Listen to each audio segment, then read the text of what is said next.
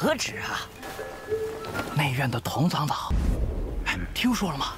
时间不如……哎呀！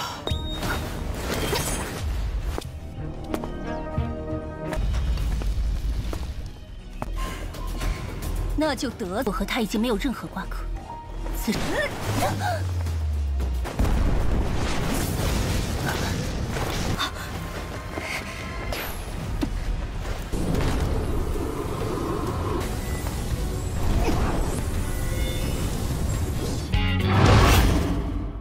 Halo guys, welcome back to KD Universe. Mari kita lanjutkan salah satu tonghua termantap di channel ini, yaitu Jie Changhun atau Peerless Battle Spirit. Hehe.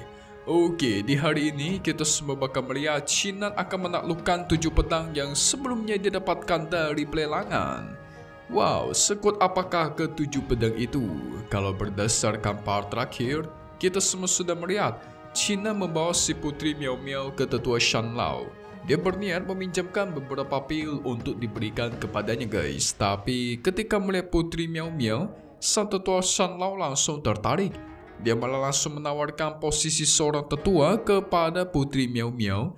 Tentu dengan bayaran yang akan mendapatkan 10.000 pil Xiantian setiap bulan.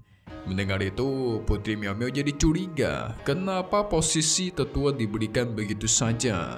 Yang ternyata memang ada sesuatu yang diinginkan oleh tetua Shan Lao guys. Tapi dia sama sekali tidak ingin memberitahukannya sekarang.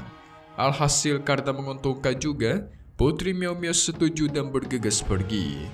Setelah itu tetua Shan Lao menasihati Qin Nan agar jangan bergantung kepada cairan spiritual yang diberikan oleh sang putri. Memang cairan itu tuh bisa membuat tubuh Qin Nan menjadi semakin kuat. Tapi itu bakal sia-sia saja karena kultivasinya tidak meningkat. Sehingga dengan ini pun kita masuk ke intro ya guys. Hehehe. Qin Nan pun kembali masuk ke aula seni bela diri lantai 8. Merasakan keberadaan orang lain, sang penjaga berniat untuk mengusirnya. Tapi ketika melihat kalau itu adalah sosoknya Qin Nan, dia langsung mengurungkan niatnya dan memberikan si Qin Nan masuk. Menegaskan dia boleh ada di dalam sampai kapanpun guys. Qin Nan udah dihormatin banget nih. Qin Nan pun bergegas masuk ke dalam. Setelah itu supaya tidak ada yang mengganggu, sang penjaga mengumumkan kepada semua orang yang ada di istana bela diri agar tidak ada boleh satupun yang boleh pergi ke lantai 8. Wah, khusus banget ya. Singkat cerita, ketika Qin Nan berada di dalam, dia mencoba mempelajari teknik-teknik ada di sana guys. Ia menghabiskan cukup banyak waktu untuk membaca buku-buku. Di sisi lain, beberapa murid yang sedang berlatih di aula seni bela diri mulai bergosip bergibah. Soalnya mereka mendengar ada beberapa murid yang semalam dirampok oleh seorang gadis kecil ketika mereka menuju ke sekte ini. Sampai-sampai murid itu sudah tidak memiliki satu barang yang berharga di tubuhnya. Gak cuma itu, ternyata mereka juga mendengar gadis kecil tersebut menghabisi seluruh pil yang ada di gudang aula seni bela diri. Jelas membuat para murid auto penasaran dong, siapakah gadis itu dan berada di ranah apa dia? Kok nggak ada yang bisa menangkapnya? Hehe. Kayaknya itu si putri Miao Miao deh guys. Menghabisi semua pil ya kan? Kan dia doyannya makan pil tuh. Oh, 何止啊！内院的同长老，听说了吗？ Kita beralih lagi ke sisi Qin Nan yang ternyata dia sudah membaca banyak sekali buku soal teknik pedang. Nah, sekarang dia memfokuskan diri untuk berkultivasi. Tapi karena masih ada jangka waktu 2 hari, dia pun mengeluarkan pedang-pedangnya yang dia dapatkan dari pelelangan. Dia mencoba melepaskan segel dari pedang itu untuk menjinakkannya secara langsung. Total dari ke-7 pedang itu masing-masing memiliki kesadaran spiritual. Mereka terlihat tidak terima mulai menyerang Qin Nan guys. Untungnya Qin Nan dengan sigap bisa menahannya.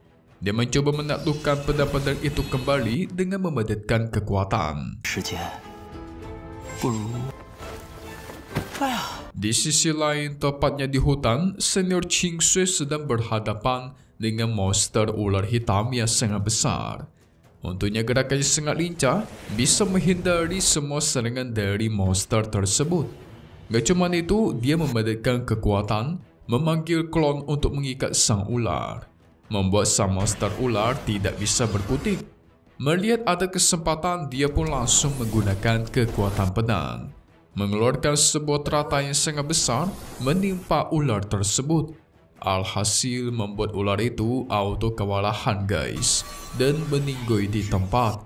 Tapi apa yang terjadi? Ketika senior Ching Sui ingin mendekati ular tersebut, tiba-tiba ada sebuah tombak yang menyerangnya. Untungnya dia sadar akan hal itu dan berhasil menghindar.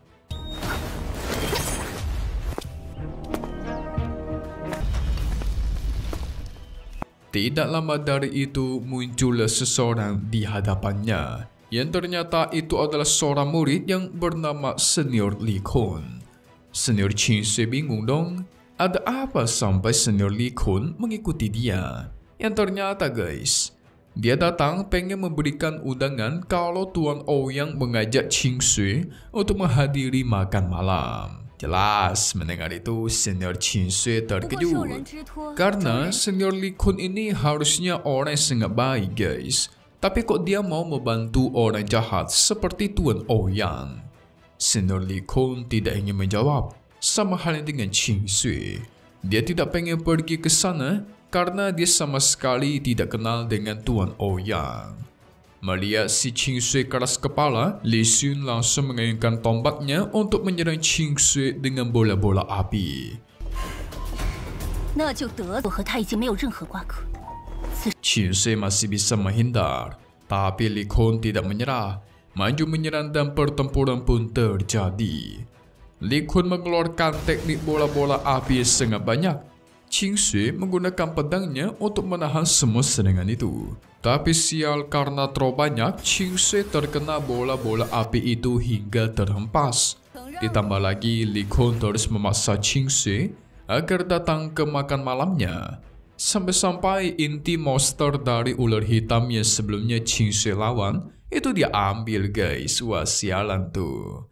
Kalau Ching Sui ingin pergi ke undangan makan malam, maka dia bakal memberikan inti monster dari ular hitam ini. Diancam ya. Tapi Ching Sui tetap keras kepala, tidak sudi datang ke sana dan malah merelakan inti dari monster itu.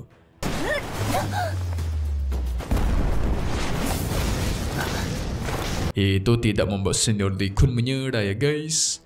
Malah bertekad ingin terus mengikuti Ching Sui kemanapun dia pergi, sampai dia mau datang ke tempat makan malam. Buset, maksa bener dia. Orang gak mau dipaksa-paksa guys. Ching Sui auto kesal lah, melemparkan sebuah jarum. Jarum itu cuma pancingan dan dia segera kabur dari sana.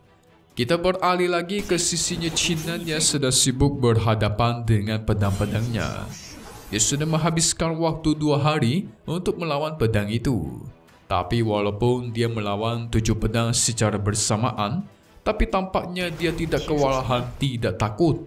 Malah dia berhasil menghindari semua serangan, mencoba menyegel mereka kembali. Alhasil, karena kekuatan Chinan yang sangat kuat, dia pun berhasil menaklukkan ke-7 pedang tersebut. Setelah itu, dia juga langsung bergegas keluar dari aula seni bela diri dengan ke-7 pedangnya yang baru. Nah, mulai sekarang dia bertekad akan menggunakan ke-7 pedang ini sebagai senjatanya dalam bertarung guys. Karena semua sudah siap, dia pun bergegas untuk pergi ke Pavilion Wuyuan. Wow, MC kita makin overpower. Buktinya dulu ketika dia masih menggunakan pedang biasa, dia sudah bisa mengalahkan Nan Kong yang merupakan seorang murid jenius. Sekarang dia menggunakan pedang-pedang langka nih yang didapatkan. Tapi gimana nasib Senior Ching Sui ya guys? Apakah dia masih dikejar oleh Senior Li Kun dan ujung-ujungnya harus berlindung di balik Chinan?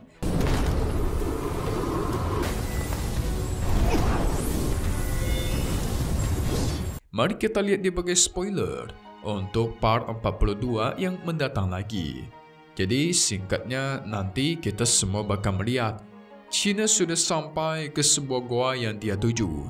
Tapi dia merasakan ada orang lain yang sudah sampai duluan dibandingkan dia. Alhasil dia masuk untuk mengecek. Dan ternyata guys, ada seorang wanita yang menggunakan biola di dalamnya sebagai senjata. Di sini sang wanita sibuk berhadapan dengan monster serigala bertangan 4. Wow, siapakah wanita itu? Dan apa tujuan Lord Qingnan datang ke gua tersebut? Seharusnya kan dia pergi ke Pavilion Wuyan ya guys. Kok tiba-tiba ke goa ya kan?